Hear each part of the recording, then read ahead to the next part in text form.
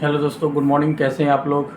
कल का match Delhi capital versus Mumbai Indians का मैच था, जहां पे कल दिल्ली कैपिटल ने टॉस जीतकर पहले गेंदबाजी का फैसला लिया और आमंत्रण किया बैटिंग करने के लिए मुंबई इंडियंस को। मुंबई इंडियंस की शुरुआत कल कुछ खास नहीं रही। मतलब कल उनमें बहुत सारी कमियां नज़र आई, जो कि अक्सर दिखाई नहीं देता है एमआई के टीम के साथ। रोहित शर्मा रियान रिक्टर्लन की जोड़ी पिछले मैच में चल गई थी तो बहुत अच्छा, लेकिन अगर इस मैच में स्टार्ट जो बेहतर पावर प्ले की होनी चाहिए वो एमआई की तरफ से दिखने को नहीं मिला।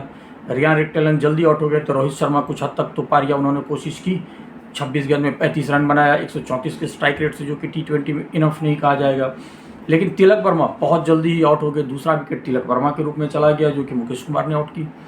वहाँ से सूर्य कुमार यादव आए और रोहित शर्मा के बीच में एक पार्टनरशिप बिल्ड हुआ। ऐसा नहीं है कि पार्टनरशिप नहीं हुआ, लेकिन जिस तरीके से मैंने देखा दोनों के दोनों बहुत ही स्लो स्ट्राइक रेट से बैटिंग करने लगे, स्पेशली सूर्य कुमार यादव। रोहित शर्मा बीच बीच में एक बाउंड्री लगा भी रहे थे, लेकिन पूरी प्रेशर रोहित शर्मा के ऊपर आ चुका था और सूर्य कुमार यादव बहुत ही स्लो रन रेट के साथ खेल रहे थे।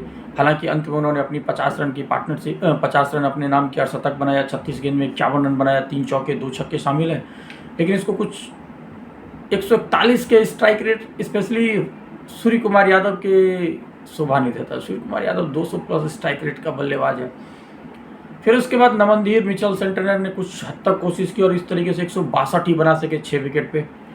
वहाँ पे मैंने देखा उनकी सदी हुई गेंदबाजी। दिल्ली की लाइन लेंथ की जो मैं बात करूँ तो सबसे अच्छा ये लगा कि उनके एक ही गेंदबाज कुलदीप यादव 10 के ऊपर रन रेट दिए, बाकी सभी के सभी 10 से नीचे इकोनॉमी 8, 7, 5।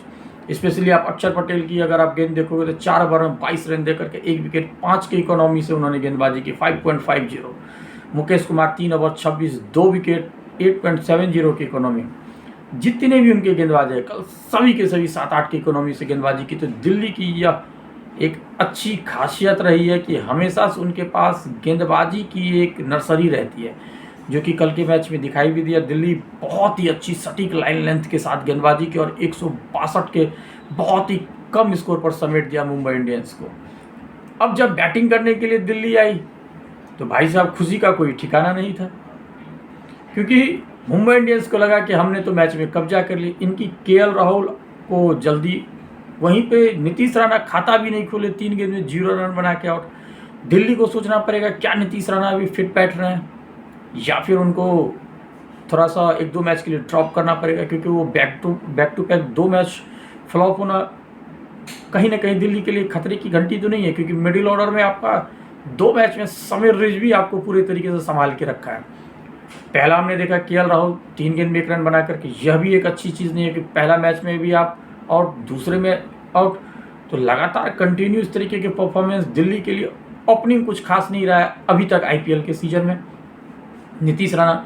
लेकिन निशंका के 30 गेंद में 44 महत्वपूर्ण पारी 140 के स्ट्राइक रेट से, जहाँ पे 6 चौका 1 छक्का जिस समय दिल्ली की रिक्वायरमेंट थी वो निशंका ने दिया और उनकी अच्छी खासी साथ निभाया समीर रिजवी। कभी कभी किसी भी प्लेयर का सीजन होता है, इससे पिछला सीजन समीर रिजवी के लिए उतना बेहतर नहीं रहा था, लेकिन इस सीजन में सबसे बड़ी बात होता है फिनिश करना। विकेट गिरना कोई 25 गेंद 50 भी बना दे, लेकिन अगर आप फिनिश नहीं करते हो, टीम को जीत नहीं दिला पाते हो, तो आपकी कामयाबी की गाथा ज़्यादा दिन तक मतलब वो मार्केट में नहीं रहती है। आयो राम गयो राम ये वाला हाल हो जाता है। लेकिन समीर रिजवी जिस तरीके से पहले मैच और ये कल की भी मैच मुंबई इंडियंस के गेंदबाजों के सामना, जहाँ पे जसप्रीत बुमराह का सामना आपके साथ हो, पूरी प्लानिंग के साथ उन्होंने बैटिंग की और फाइनली अंत तक ले गए और जीत गए। मुझे तो वो बुरा लगा कि शतक नहीं हो पाया, अंत में वो आउट हो गए, लेकिन वो पूरे मैच को उन्होंने दिल्ली के पक्ष में कर दिया था पूरे तरीके से। और इस तरीके से दिल्ली 2 ओवर शेष रहते हुए जीत गई, क्योंकि इतना उन्होंने ईजी करके चले गए थे समीर रिजवी।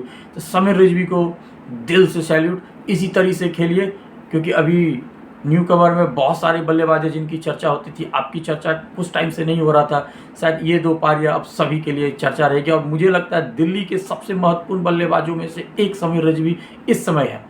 और समीर रिजवी दिल्ली के लिए बैकबोन अभी बने हुए हैं। मिडिल ऑर्डर में आकर के जिस तरीके की बल्लेबाजी ही नहीं करते हैं, वो लास्ट तक फिनिश करते हैं, काबिल तारीफ समीर रिजवी की। वहाँ पे डेविड मिलर अंत तक थे, हम जानते थे डेविड मिलर है वो 18 गेंद में 21 रन बना के खेल रहे हैं, लेकिन डेविड मिलर अक्सर ये खेलते नहीं हैं, लेकिन जो रिक्वायरमेंट थी वो जानते थे, सिंगल डबल आराम से खेलो, जीतो यार। क्योंकि डेविड मिलर का फायर हो गया तो फिर 18 गेंद में तो समझ रहे हो आपकी किसी 3 ओवर जब वो टिक जाए तो डेविड मिलर तो बहुत ही घातक बल्लेबाज है।